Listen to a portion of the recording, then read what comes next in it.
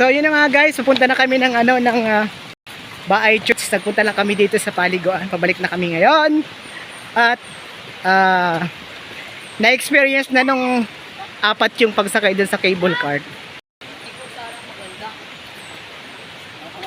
Ito guys yung daanan nila dito. Na mahirap pa lang tumawid doon sa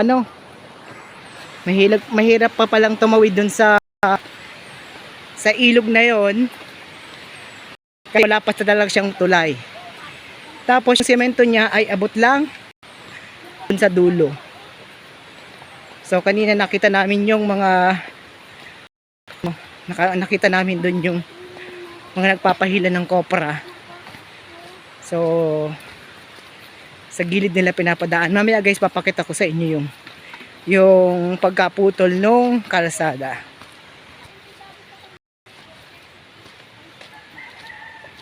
So ito na guys yung yung daanan nila dito. Na yung taas ay sementado na, tapos itong baba na to ay parang hindi pa siya nadudugtungan ng semento, kaya siguro hirap pa rin ngayon ang magkakalabaw dito. And dito na sana ang mga bato. Semento na lang ang kailangan. Ito guys, yun sa tabi na yun guys ang daanan ng kalabaw. Nakita namin nagpapahila ng kopra sa gilid. Ito na yun.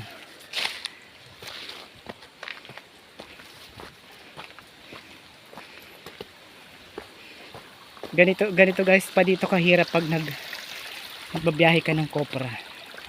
Kasi malalaking bato.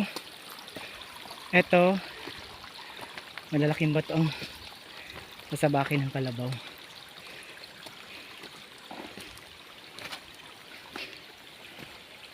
Pero yung taas na yon ay sementado na.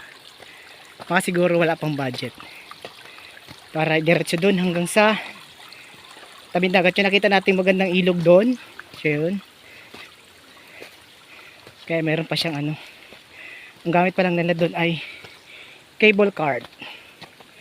Para doon sa mga pag malaki ang ilog di makatawid, cable cart. Ito guys, sementada na dito. Tapos dito sa taas na ito matirik, kaya siguro hindi makadaan ng kalabaw. Kaya dito sila nagpapadaan sa kanal.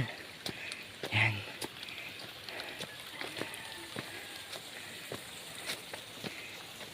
Yan lang guys, at maraming salamat sa panonood.